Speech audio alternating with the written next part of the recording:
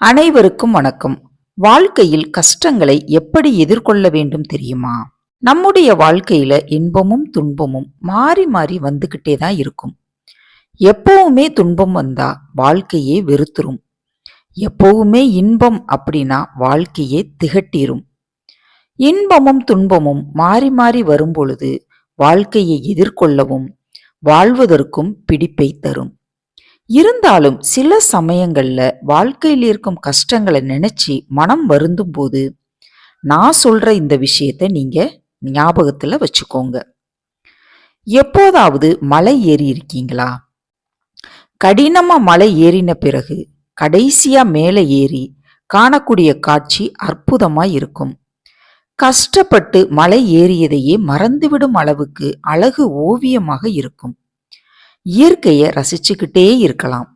அப்படி நாம உயரமான மலையில ஏறி அங்கிருந்து கீழே வந்த பாதைய பார்க்கும்போது நாம வரும்போது பிரம்மாண்டமாக தெரிந்த வீடுகளும் கட்டிடங்களும் உயரத்திலிருந்து பார்க்கும் பொழுது சின்ன பொம்மை போலதான் காட்சியளிக்கும். இவ்வளவு ஏன், உலகத்திலேயே உயரமான எவரெஸ்ட் மலை கூட விமானத்திலிருந்து பார்க்கும் பொழுது சின்னதாத்தான் தெரியும். நம்முடைய வாழ்க்கையில வரும் கஷ்டங்களும் இது போன்றதுதான். பக்கத்திலிருந்து பார்க்கும் பொழுது எல்லா பிரச்சனைகளும் பிரம்மாண்டமாகவும் பெரியதாகவும் தெரியும். இதுவே பிரச்சனைகளை தூரத்துல வச்சு பார்த்தா அது எவ்வளவு சிறிய பிரச்சனை அப்படிங்கிறது புரியும். இதுக்கு போயா இவ்வளவு வருத்தப்பட்டோம் அப்படின்னு ஆயிரும். பிரச்சனை எப்போதுமே நம்மை வருத்தப்பட வைக்கிறது இல்லை. அதை நாம பார்க்கும் விதமும் கையாளும் விதமுமே நம்மளை வருத்தப்பட வைக்குது. பெருசா இருக்குதே அப்படின்னு நினைச்சு வருத்தப்படும் பொழுது ரொம்ப ரொம்ப பாரமா தெரியும்.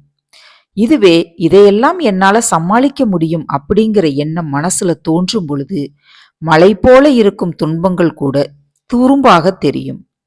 இன்பமோ துன்பமோ அதை நாம எப்படி கையாளுகிறோம் என்பது நம் வாழ்க்கையின் போக்கையே மாற்றக்கூடியது. நாம வாழ்க்கையில வெற்றி பெற்று வெவ்வேறு உயரத்தை அடையும் போதும் அதுவரை நம்மை செய்த கேலி, கிண்டல், அவமானம், போராட்டம் இவை எல்லாமே நமக்கு சிறிய துரும்பாகவே தெரியும். எவ்வளவு உயரத்திற்கு வந்தாலும் ஏறி சென்றபடியை மறக்கக்கூடாது அப்படின்னு சொல்லுவாங்க. இன்னைக்கு நாம வாழ்க்கையை சிறப்பா வாழ்வதற்கு அன்றுபட்ட துன்பங்களும் கஷ்டங்களுமே காரணம் அப்படிங்கிறத நினைவுல வச்சுக்கிடணும்.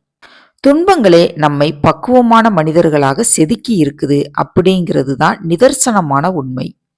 அதை சரியாக புரிந்து கொள்வது மேலும் வாழ்வில் வெற்றியடைவதற்கான வழியாகும்.